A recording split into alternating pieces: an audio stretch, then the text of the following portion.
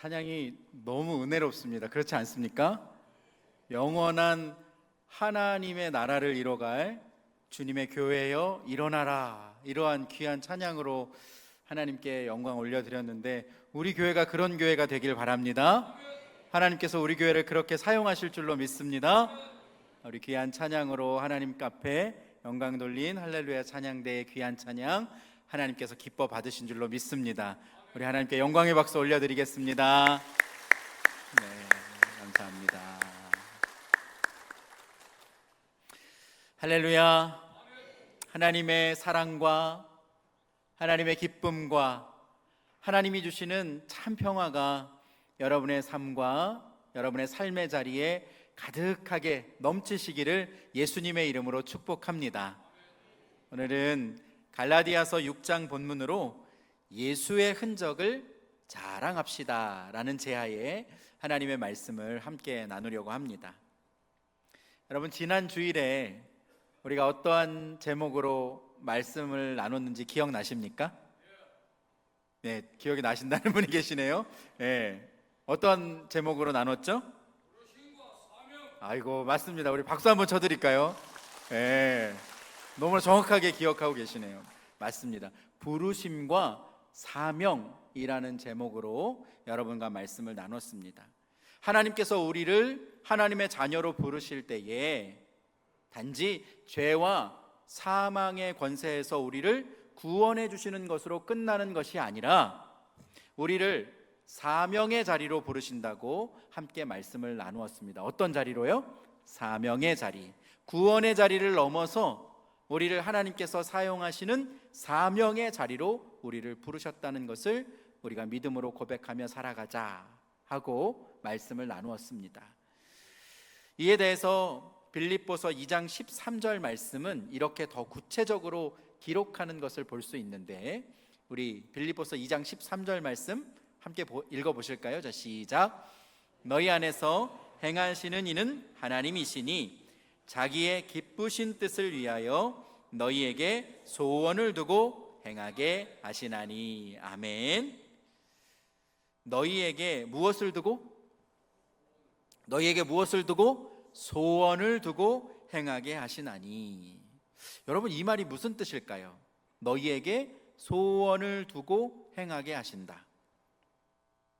하나님께서 오늘 예배의 자리에 나오신 여러분 한 분 한 분의 마음 가운데에 각자의 은사와 달란트에 맞는 하나님의 소원을 여러분의 마음 가운데 담아두셨다는 겁니다. 여러분 믿으십니까? 왜 그 소원을, 하나님의 소원을 여러분에게 담아두셨을까요? 오늘 말씀 저 중간 부분에 뭐라고 나와 있죠? 자기의 기쁘신 뜻을 위하여. 누구의 기쁘신 뜻? 자기의. 여기서 말씀하는 자기는 옆에 있는 자기가 아니라 하나님이죠. 하나님. 하나님의 기쁘신 뜻을 위하여 우리에게 소원을 담아두셨다라고 하는 말씀입니다. 그러므로 우리는 기억할 수 있어야 합니다. 하나님은 우리를 부르셔서 구원받게 해주셨고, 하나님의 기쁘신 뜻을 우리를 통해 이루기 위해서 우리 안에 소원을 담아두시고 우리를 사명의 자리로 보내시는 하나님이시라는 것을 여러분 기억하실 수 있기를 축복합니다. 하나님은요, 아브라함을 부르셔서 뭐라고 말씀하셨을까요? 땅의 모든 족속이 너로 말미암아 무엇을 받을 거다? 복을 얻을 것이라 하신지라. 아브라함을 복의 자리로, 그의 자손들과 모든 족속이 복을 받게 아브라함을 불러주셨습니다. 또한 모세도 하나님께서 부르실 때 애굽에서 고통받고 있는 하나님의 백성들을 출애굽하는 사명을 그에게 주셨습니다. 더불어 사울을 부르셔서 그가 예수님을 믿는 사람들을 박해하고 그들을 잡아다가 죽이는 데에 앞장섰던 그의 삶을 우리 주님께서 만나 주셨을 때에 그의 삶을 완전히 변화시켜 주셔서 이방인들에게 복음을 전하는 사도가 되게 하셨던 것과 같이, 하나님은 질그릇과 같이 연약한, 건드리면 깨질 것 같은 연약한 우리에게도 하나님께서 사명을 주신 줄로 믿습니다. 여러분, 한 사람 한 사람에게 질그릇과 같이 연약하지만 나에게도 하나님께서 주신 사명이 있음을 우리는 기억하고 그 사명을 붙들고 믿음과 신앙을 세워가야 한다는 것입니다.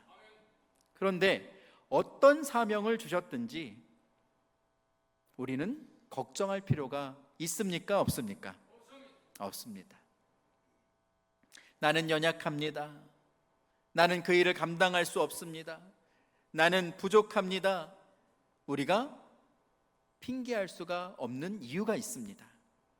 화면을 보시면 제일 첫 줄 한번 읽어볼까요? 시작. 너희 안에서 행하시는 이는 누구시다? 하나님이시다. 우리를 사명의 자리로 보내시고 그 일을 행하시는 이가 하나님이신 줄로 믿습니다. 우리를 보내주신 분도, 우리의 마음의 소원을 담아주신 분도 또 그 일을 행할 수 있도록 우리에게 힘 주시고 능력 주시고 은혜 베풀어 주시는 분이 바로 하나님이시라는 겁니다. 그래서 우리는 걱정할 필요가 없습니다. 우리가 해야 될 일은 단지 깨끗한 그릇으로 우리를 준비하고 있는 것입니다. 그러면 각자의 재질에 맞게 우리가 잘 준비되어 있으면 주인의 쓰심에 합당한 열매를 맺고 주인의 쓰임에 합당하게 쓰임받는 귀한 그릇, 거룩한 그릇이 될 수 있는 줄로 믿습니다. 사랑하는 성도 여러분, 우리가 그냥 시간을 보내며 흘러가는 대로 살아가는 것이 아니라 하나님께서 내게 그리스도인이라는 사명을 주셨음을 여러분의 삶의 자리에서 기억하고 그 사명을 붙들고 그 사명을 이루기 위해 살아가는 여러분의 신앙 되시기를 축복합니다. 젖을 먹는 신앙에 머물러 있는 것이 아니라 우리의 신앙은 자라야 한다고 말씀드렸습니다. 자라고 성장하여서 나로 인해서 내가 있는 가정이 새로워지고 나로 인해서 내가 함께 신앙생활하는 이 교회 공동체에 기쁨이 가득해지고 나로 인해서 내가 일하고 있는 일터에 하나님 나라가 세워지게 되는 그런 귀한 역사에 쓰임받고 살아가는 우리 중앙의 모든 성도들 한 분 한 분의 삶이 되시기를 예수님의 이름으로 축복합니다. 다메섹 도상에서 그리스도의 종으로 부름받은 사도 바울은 하나님의 종으로 부름을 받고 세 차례의 전도 여행을 통해서 유럽과 소아시아 그리고 마침내 로마에까지 건너가서 이방인들에게 복음을 전하는 하나님께서 주신 사명을 넉넉히 감당하게 됩니다. 오늘 본문이 기록된 갈라디아서는 사도 바울이 1차 전도 여행 때에 복음을 전했던 지역 갈라디아 지역에 세워진 교회들에 보낸 편지입니다. 이 편지를 기록해서 보낸 이유가 있었는데 바울이 소아시아 지역을 떠나서 다른 곳에서 복음을 전하고 있을 때에 이 갈라디아 지역에서 건너온 소식을 전해 듣게 됩니다. 좋은 소식을 들었으면 참 좋겠지만 바울이 듣기에 걱정되고 근심이 되는 소식을 전해 들었습니다. 어떤 사람들이 갈라디아 지역에 있는 교회 공동체에 들어와서 바울이 전해 주었던 그 복음 위에 또 다른 복음을 그들에게 전하고 있다. 그래서 갈라디아 지역에 있는 교회들이 매우 혼란스러워하고 있다라고 하는 소식을 전해 듣게 되었던 겁니다. 문제는 믿음이 연약했던 이방인 그리스도인들이, 즉 이방인으로 살다가 예수 그리스도의 십자가의 복음을 전해 듣고 하나님의 자녀가 된 이방인 그리스도인들이 복음에 대해서 듣고 혼란을 겪게 됐습니다.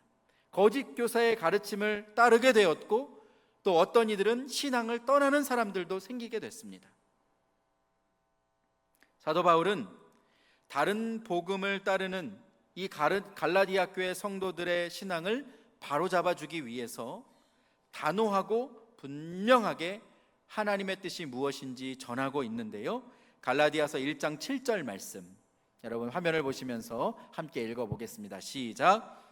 다른 복음은 없나니 다만 어떤 사람들이 너희를 교란하여 그리스도의 복음을 변하게 하려 함이라. 아멘. 여러분, 다른 복음이 있습니까? 없습니까? 다른 복음이 있습니까? 없습니까? 없습니다. 갈라디아 교회 안에 다른 복음을 전하는 자들, 즉 거짓 교사들이 무엇이라고 말했냐면, 예수 그리스도를 믿음으로 인해서 구원받는 것은 맞지만 그것으로는 충분하지 않다. 예수님을 믿는 것만으로는 구원받기에 합당하지 않다.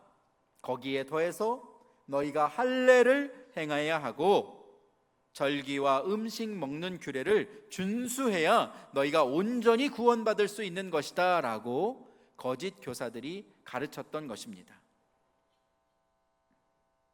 오늘 본문을 통해서 사도 바울은 이 갈라디아 교회 안에 있는 큰 문제를 어떻게 극복하고 또 하나님의 자녀들이 그들의 삶의 자리에서 승리하는 삶을 살려면 어떤 신앙을 이루어가야 하는지 우리가 읽은 오늘 본문의 말씀을 통하여서 분명하게 증거하고 있는데, 오늘 본문 11절 말씀입니다. 이렇게 기록합니다.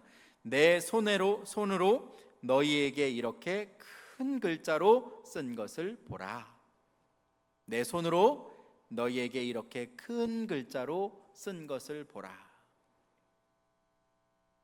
당시에 서신을 보낼 때 본인이 직접 쓰지 않고 주로 대필자에게, 즉 다른 사람이 대신해서 글을 쓰는 사람들이 있었습니다.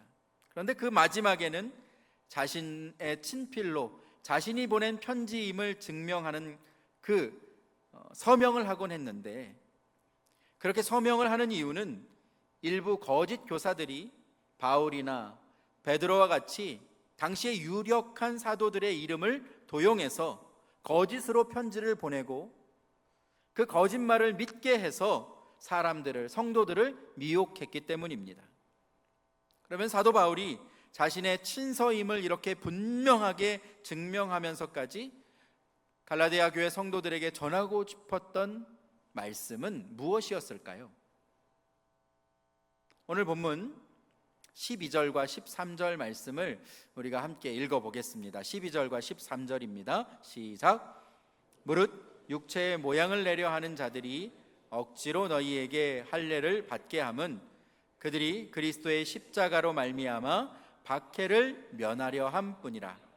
할례를 받은 그들이라도 스스로 율법은 지키지 아니하고 너희에게 할례를 받게 하려 하는 것은 그들이 너희의 육체로 자랑하려 함이라. 아멘. 이 12절과 13절 말씀을 우리가 잘 살펴보면 사도 바울은 갈라디아 지역의 교회 안으로 들어온 거짓 교사들이 이방인들에게 할례를 받아야 합니다, 율법을 지켜야 합니다 라고 주장했던 이유를 우리가 알게 됩니다. 네 가지로 이렇게 살펴볼 수가 있는데요. 첫 번째 12절에 보면 그들의 육체의 모양을 내려하는 자들이라고 표현하고 있습니다. 이 거짓 교사들은 자신의 육체의 모양을 내려하는 자들, 즉 자신의 겉모습으로 하나님의 자녀가 되었음을 나타내고 싶어하는 사람들이었습니다.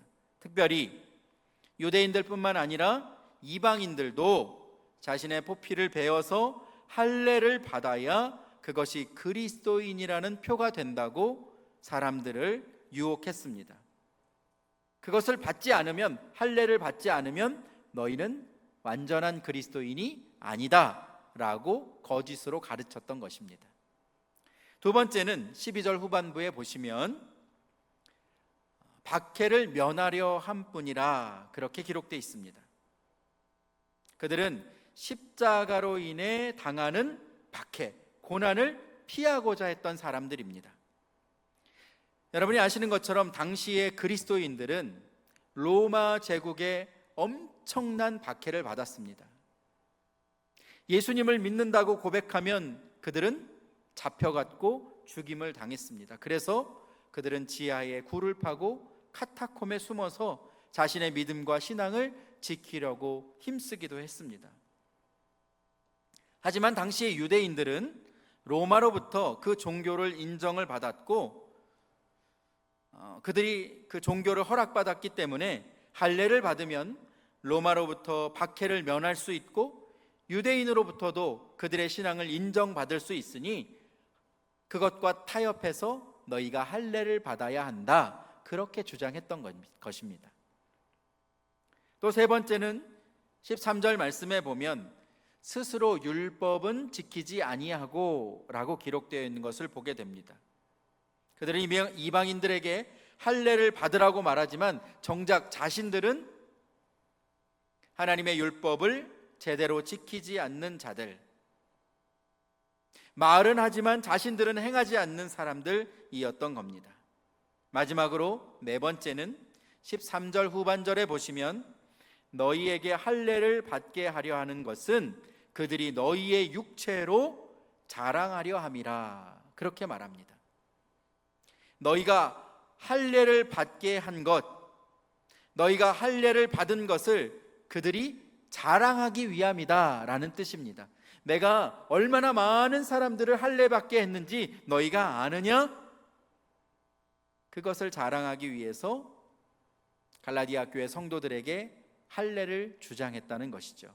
결국 유대주의자들, 거짓 교사들이 이방인들에게 할례를 받아야 한다고 주장했던 것은 그들이 구원받는 것, 그들이 하나님의 자녀가 되는 것 때문이 아니라 자기들의 의의와 또 그 공동체 안에서의 영향력을 드러내기 위한 것이었음을 이 말씀을 통해서 우리는 깨닫게 되는 것입니다.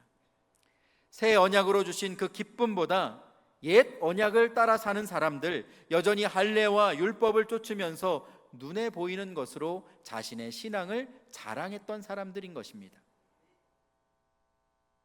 그들은 십자가의 능력과 복음의 은혜를 부정했습니다. 사도 바울은 이것에 대해서 오늘 본문을 통해서 그들에게 분명히 선포하고 있는데요, 14절 말씀 우리 함께 읽어보실까요? 자, 시작.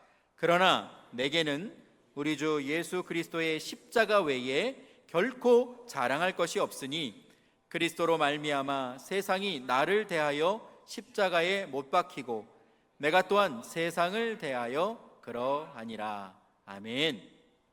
나를 구원하신 예수 그리스도의 십자가, 그 주님이 못 박혀 죽으신 십자가의 죽음과 부활 외에 나는 결코 자랑할 것이 없습니다. 사도 바울은 이렇게 선포했습니다. 사랑하는 성도 여러분, 여러분에게도 이러한 고백이 있게 되기를 예수님의 이름으로 축복합니다. 저를 한번 따라해 보실까요? 나의 자랑은 오직 십자가뿐입니다. 여러분 믿으십니까?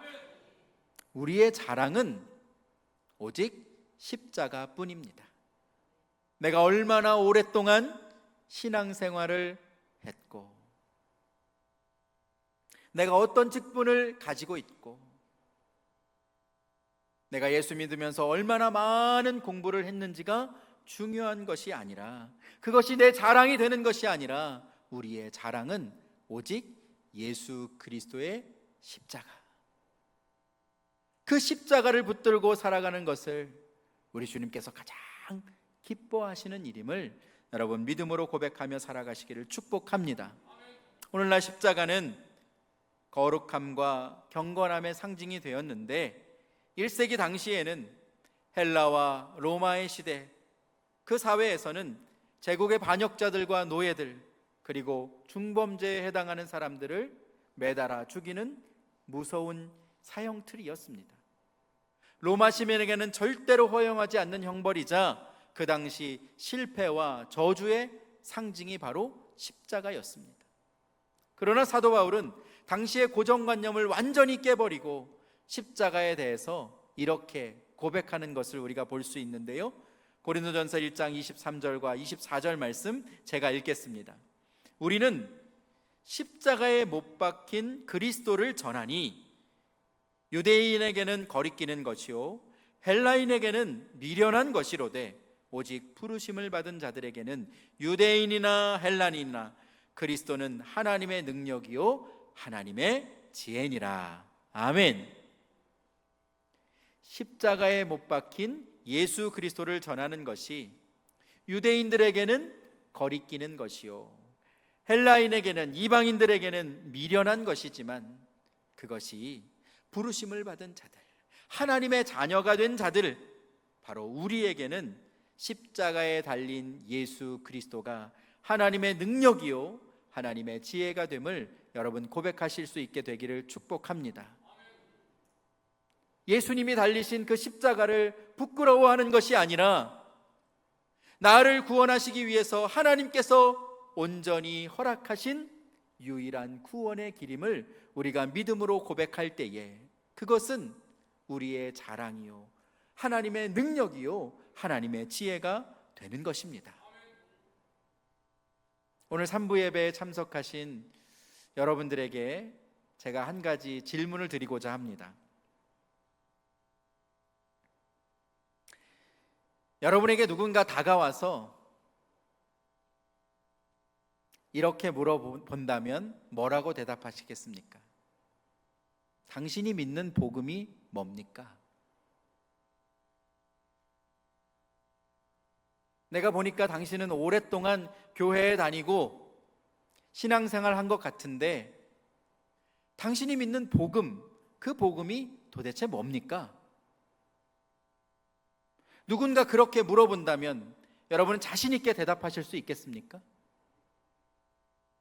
내가 믿는 복음은 이것입니다. 나는 이러한 복음을 믿고 있습니다. 이 복음에 능력이 있습니다. 라고 여러분 담대하게 대답하실 수 있겠습니까? 그것을 대답할 수 있어야 우리가 하나님이 기뻐하시는 진짜 신앙을 세워가고 있는 것입니다. 내가 무엇을 믿고 있는지, 내가 무엇을 전해야 하는지 그것을 깨닫지 못하면 우리의 신앙을 다시 한번 돌아보아야 합니다. 사도 바울은 고린도전서 15장 3절과 4절 말씀에서 자신이 믿는 복음, 그리고 사람들에게 자신이 전해준 복음이 무엇인지 분명하게 정의하고 있습니다. 여러분, 이 사도 바울의 고백을 잘 경청해 보시기 바랍니다. 제가 읽어드립니다.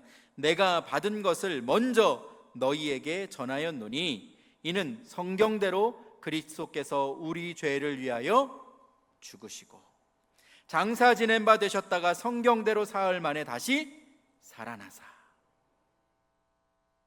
내가 받은 그것, 사도 바울이 받은 그것이 여러분 무엇입니까? 다메섹 도상에서 그가 부활하신 주님을 만나게 되었을 때에 그 주님께서 자신에게 전해주신 복음을 말하는 것입니다. 주님께서 자신에게 전해주신 그 복음을 나도 너희에게 전하였노니 그리스도께서 우리 죄를 위해서 죽으시고 성경대로 사흘 만에 다시 살아나신 그것, 예수님이 죽으시고 예수님이 부활하신 그것을 내가 너희에게 전하였다라고 사도 바울은 고백하고 있습니다. 그러므로 사도 바울이 전하는 복음의 핵심은 바로 예수 그리스도의 십자가의 죽음과 그 죽음을 이기시고 예수님께서 부활하신 것, 그것이 바울이 전하는 복음의 핵심이라는 것을 우리는 기억할 수 있어야 합니다. 죄인이 구원받는 유일한 길은 예수 그리스도의 십자가의 죽음과 부활, 그것을 믿음으로 고백하는 것뿐입니다. 여러분, 이것이 바울에게만 해당되는 일입니까? 우리가 죄의 문제를 뛰어넘어서 하나님의 자녀가 된 것이 어떻게 가능할 수 있었습니까? 2000년 전에 나를 위해서 십자가에 못 박혀 죽으신 그 주님께서, 그 주님이 나를 위해서 피 흘리셨기 때문에, 나를 위해서 십자가에 못 박혀 죽으셨기 때문에 우리가 구원받은 하나님의 자녀가 된 줄 믿습니다. 또한 예수님의 죽음만이 아니라 우리에게는 예수님의 부활이 있어야 합니다. 사도 바울은 부활이 없으면 우리가 믿는 모든 것이 헛된 것이라고 고백하고 있습니다. 여러분, 왜 예수님의 부활이 우리에게 중요한 것입니까? 2000년 전에 십자가에 못 박혀 죽으시고 그 죽음을 이기시고 부활하신 그 주님의 부활이 왜 나에게 중요한 것입니까? 오늘을 살아가는 나에게 그 부활이 어떤 의미가 있는 것입니까?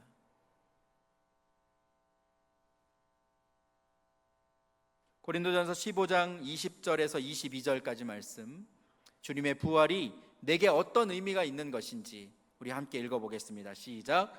그러나 이제 그리스도께서 죽은 자 가운데서 다시 살아나사 잠자는 자들의 첫 열매가 되셨도다. 사망이 한 사람으로 말미암았으니 죽은 자의 부활도 한 사람으로 말미암는도다.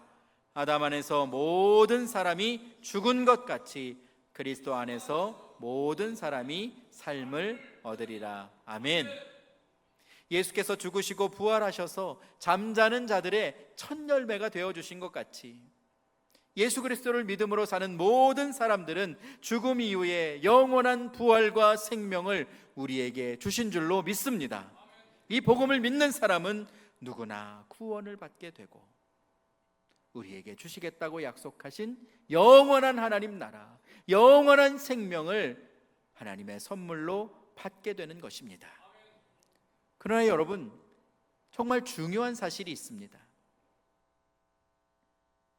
제가 서두에도 말씀을 드렸는데 그리스도인은 복음의 능력을 경험하는 것으로 만족해서는 안 됩니다.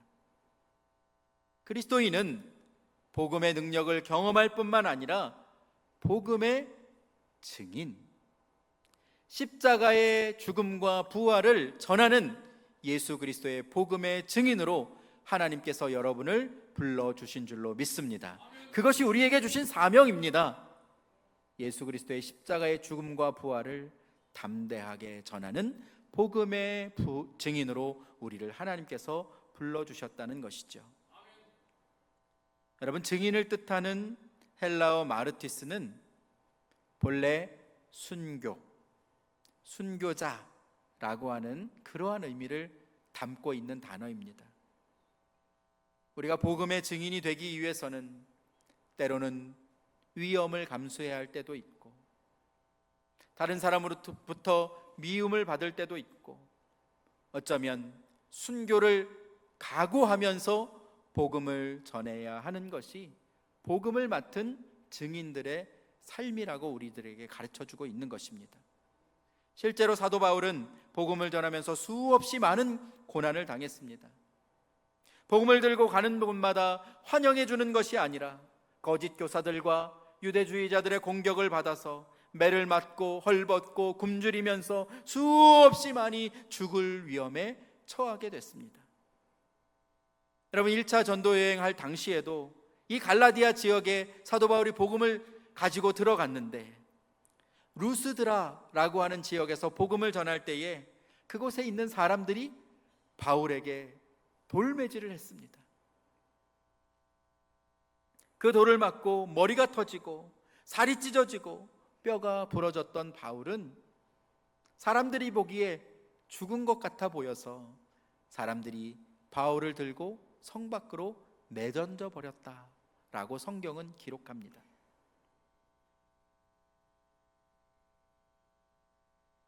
죄인을 구원하는 복음, 영원한 생명을 주시는 그 복음을 그들에게 증거했는데 바울이 당한 것은 매질을 당하고 고난을 견뎌내야 하는 그런 상황에 처하게 된 것입니다.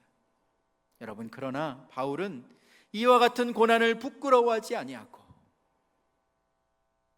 주님을 원망하지 아니하고 오늘 본문 17절에 이렇게 고백하고 있습니다. 여러분 함께 읽어보겠습니다. 시작.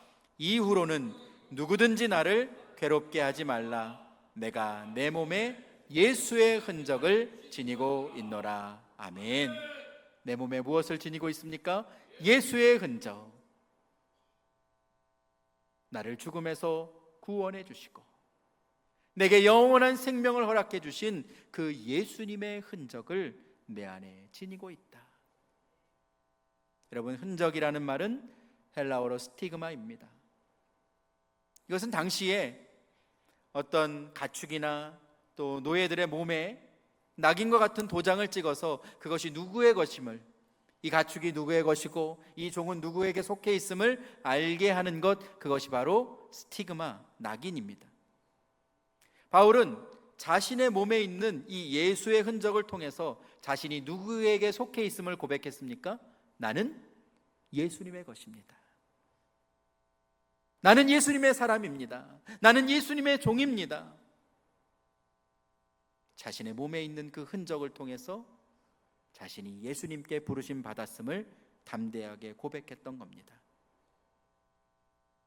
유대주의자들이 말하는 것처럼 할례를 받아야 구원받고 하나님의 자녀가 된 표가 아니라 내 몸에 있는, 내 삶을 통해 경험한 그 예수의 흔적이, 그 고난의 흔적들이, 눈물 흘리고 아파했던 자신이 받았던 그 상처가 부끄럽고 원망스러운 경험이 아니라 주님이 나와 함께 하시는 흔적,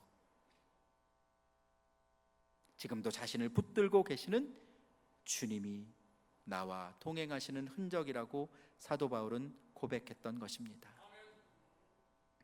사랑하는 중앙의 성도 여러분, 여러분은 어떤 흔적을 가지고 계십니까? 예수 그리스도를 구주로 고백하고 하나님의 자녀가 되어서 우리가 이 땅에서 하나님의 자녀로 살아가고 있는데, 여러분은 하나님의 자녀로 살면서 어떤 흔적을 가지고 있습니까?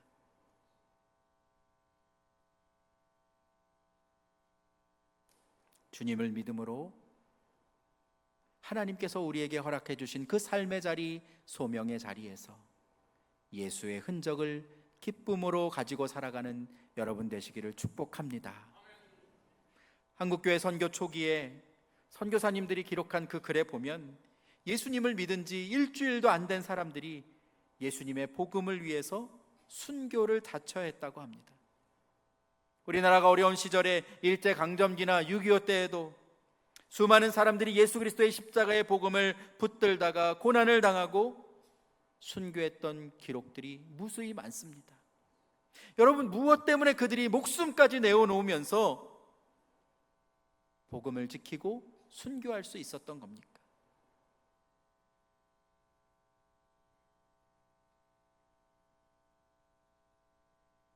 이 한 주간 살아가면서 주님이 나에게 어떤 흔적을 주셨는지, 내가 어떤 흔적을 가지고 하나님의 자녀로 살고 있는지 여러분 깊이 묵상하면서 예수의 흔적을 자랑하고 살아가는 여러분 모두가 되시기를 축복합니다. 제가 서두에 말씀드렸습니다. 누군가 내게 다가와 당신이 믿는 복음이 무엇이냐고 그렇게 물어본다면 여러분은 무엇이라고 대답할 것이냐고 제가 물어보았습니다. 화면에 보이는 이 고백이 여러분의 마음 가운데 새겨졌으면 좋겠습니다. 그리고 이 고백을 가지고 여러분 세상에서 승리하고 살아가시게 되길 바랍니다. 저를 한번 따라해 보실까요? 예수님의 죽으심으로, 아니 더 확신에 찬 목소리로 하겠습니다. 예수님의 죽으심으로 내가 구원받았습니다. 예수님의 부활로 나도 부활하게 될 것입니다. 이 복음의 능력이 나를 변화시켰습니다. 나는 복음을 전하는 증인으로 살겠습니다. 할렐루야. 여러분, 복음은 예수 그리스도의 십자가의 죽음과 부활입니다. 예수 그리스도의 죽으심으로 누가 구원받았습니까? 내가 구원받았습니다. 예수님이 부활하심으로 누가 부활하게 될 것입니까? 내가 부활하게 될 것입니다. 예수님의 십자가의 죽음과 부활, 이 복음의 능력이 여러분을 변화시킨 줄로 믿습니다. 나를 변화시킨 줄로 믿습니다. 그리고 내가 변화받은 것에 그치는 것이 아니라, 나만 구원받고 하나님의 자녀가 되어서 기뻐하며 살아가는 것이 아니라, 여러분 한 분 한 분이 이 세상에 나가서 복음을 담대하게 전하는 복음의 증인으로 살아갈 수 있게 되기를 예수님의 이름으로 축복합니다. 그래서 하나님이 기뻐하시는 믿음과 신앙을 세워가면서 우리들의 삶의 자리에 하나님께서 주시는 예수의 흔적으로 말미암아 여러분이 담대하게 이 세상을 이기며 살아가는 복음의 증인들이 되시기를 예수님의 이름으로 축복합니다.